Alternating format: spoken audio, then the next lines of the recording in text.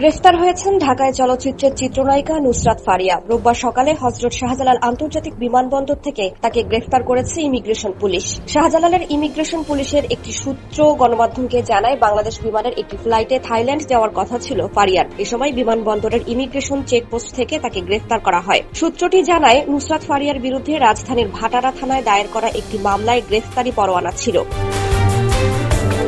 জুলাই গণ অভ্যুত্থানের সময় ওই মামলায় তাকে হত্যা চেষ্টার অভিযোগে আসামি করা হয়। পরে তাকে ভাটারা থানা পুলিশের কাছে হস্তান্তর করা হয়। ভাটারা থানা পুলিশ হত্যা চেষ্টা মামলায় তাকে গ্রেফতার দেখায়। পুলিশের বাড্ডা অঞ্চলের সহকারী কমিশনার NHM শফিকুল ইসলাম বিষয়টি নিশ্চিত করেন। ভাটারা থানা পুলিশের একটি সূত্র জানায়, গ্রেফতারের পর ফারিয়াকে থানায় আনা হয়েছিল। তবে থানায় তাকে না রেখে পরে ঢাকা মহানগর গোয়েন্দা পুলিশের কার্যালয়ে পাঠিয়ে দেওয়া হয়।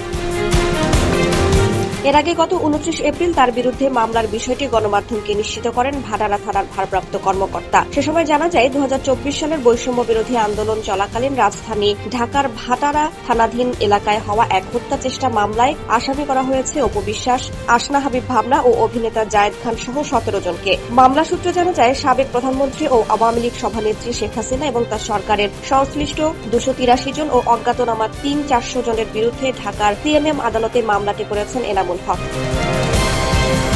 মামলায় বৈষম্য বিরোধী আন্দোলনের বিপক্ষে অবস্থান নিয়ে আওয়ামী লীগের অর্থ যোগানদাতা হিসেবে আসামি করা হয় ঢাকায় চলচ্চিত্রের অভিনেত্রী নুসরাত ফারিয়াকে। মামলায় আরও উল্লেখ করা হয়, এসব আসামিরা বৈষম্য বিরোধী ছাত্র আন্দোলন দমন করার জন্য বিপুল অর্থ যোগান দিয়েছেন। এ সময় অন্য আসামিদের ছোড়া গুলি বাদী এনামুল হকের ডান পায়ে লাগলে সঙ্গে সঙ্গে তিনি অজ্ঞান হয়ে রাস্তায় পড়ে যান।